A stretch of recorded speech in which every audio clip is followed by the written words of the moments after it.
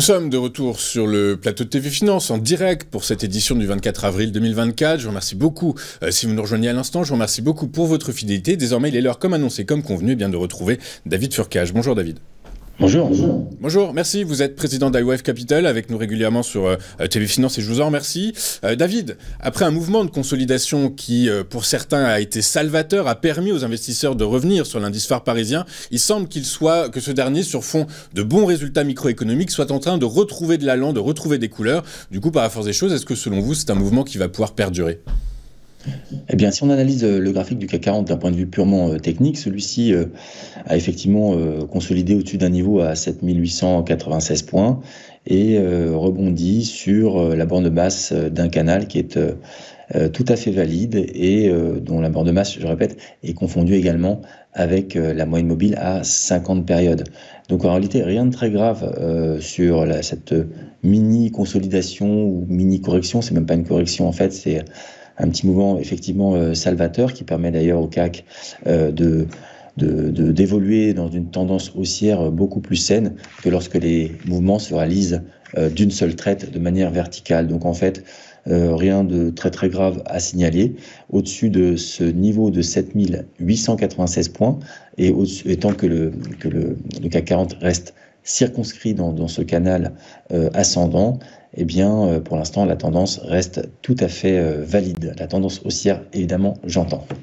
Très clair, merci David. On va passer au S&P 500 puisque après une période de remise en question des modèles de prospective des financiers américains quant au timing de la baisse de taux de la Réserve fédérale américaine, les investisseurs ont largement revu leurs anticipations de baisse de taux côté américain, puisque désormais se pose même la question de savoir si la Fed va baisser ses taux en 2024. Le temps que les investisseurs digèrent cette nouvelle, se l'approprient, la modélisent, eh bien le S&P 500 a corrigé nettement. Ceci étant, depuis l'ouverture de la saison des résultats trimestriels qui sont de bonnes factures outre-Atlantique. Les guidance sont également solides. On l'a vu hier avec General Motors, on l'a vu avec Tesla, on l'a vu avec Pepsi & Co. Du coup, par la force des choses, eh bien, tout ceci redonne du baume au cœur aux investisseurs. Le S&P 500 repart de l'avant. Pareil, même question David, est-ce que ça peut durer selon vous ? Alors la structure graphique est sensiblement différente comparée à celle du CAC 40. Comme vous pouvez l'observer sur ce graphique, entre novembre et quasiment le mois d'avril, l'indice américain, l'indice SP500, évolue de manière quasi verticale, en tout cas de manière extrêmement pentue, sans la moindre respiration, sans la moindre consolidation. Et à partir de son plus haut historique à 5261 points, eh bien finalement le SP500 a consolidé, en tous les cas, au-dessus d'un niveau à 4950 points qui s'est formé et a à peine, je dirais, retracé, comme vous pouvez le voir sur le graphique, les 23,6% de retracement de la jambe de hausse. Donc c'est pas grand-chose. Normalement, pour qu'une consolidation soit, on va dire, un peu plus encore saine, on peut aller jusqu'à 38,2 et puis un rebond. Là, le mouvement de consolidation est extrêmement faible, ce qui indique qu'au-dessus de ce niveau des 4950 points, et bien finalement l'optimisme reste de pair et toujours effectivement rien d'inquiétant sur l'indice SP500. À contrario du CAC 40, celui-ci a en revanche rompu sa moyenne mobile à 50 périodes. Cela dit, comme je l'ai indiqué, la structure graphique est sensiblement différente et c'est pas extrêmement grave comme signal, tout comme le CAC 40 en tous les cas. La tendance haussière reste de mise en tous les cas au-dessus du niveau des 4950 points pour le moment.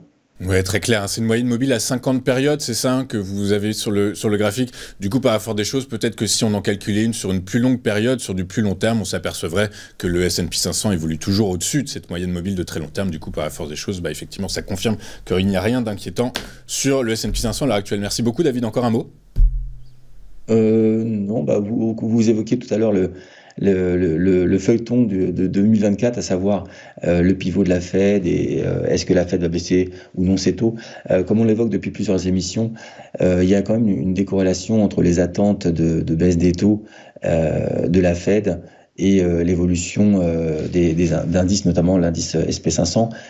Celui-ci caracole sur des sommets quand même, alors même que la Fed a changé de ton a changé de ton en tous les cas, indique depuis le début de l'année et que finalement elle ne baissera pas les taux de sitôt, en tout cas pas avec un programme de cycle de baisse des taux comme s'attend le marché.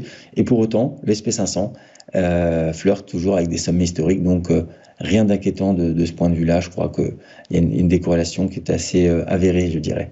Ok, très clair. Bah écoutez, merci David pour vos analyses, pour votre présence. Je rappelle que vous êtes président d'iWave Capital avec nous très régulièrement sur TV Finance et je vous en remercie beaucoup. De notre côté, on va marquer une rapide courte page de réclame et juste après, nous retrouverons Daniel Cohen-Delara qui, dans ses Market Movers, nous chuchotera à l'oreille quelles sont les valeurs qu'il faut avoir ou non en son portefeuille actuellement. À tout de suite sur TV Finance.